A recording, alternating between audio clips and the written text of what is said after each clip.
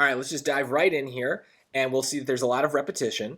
Following the principles of community-based participatory research, tribal nations and research institutions are equal partners in health studies conducted on reservations. That phrase pops out. That's a strong phrase. Saying things equal is a big deal on the SAT. A collaboration between the Crow tribe and Montana State University blank this model. So collaboration, I would understand, is probably important because it is basically orbiting the idea of equality. If you're working together, if you're a partner with something, you are collaborating with that thing. So these seem to go together.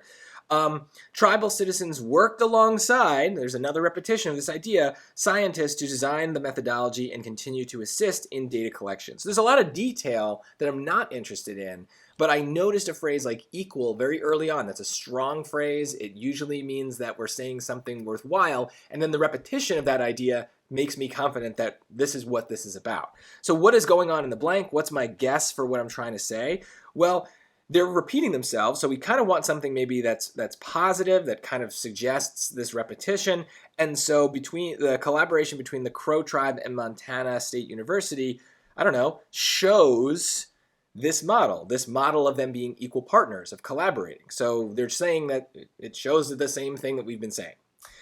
So hopefully, even though there's some hard words in these choices, the one that's maybe easiest ends up being the right one, and it's hopefully one that you know. The word exemplifies basically means exactly what we need it to mean. Shows, because it comes from the word example, right? It's showing an example of the model of equal partnership. So it's a perfect way to continue the thought. Just to talk about some of these other words, because I do think they're important to know, to circumvent is to kind of go around.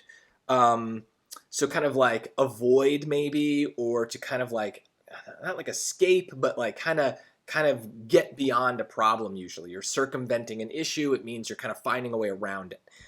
Eclipse, you might think of an eclipse in the sky when the sun is blocked out by the moon, and so things kind of go dark. And so eclipse kind of does come from that. It means to kind of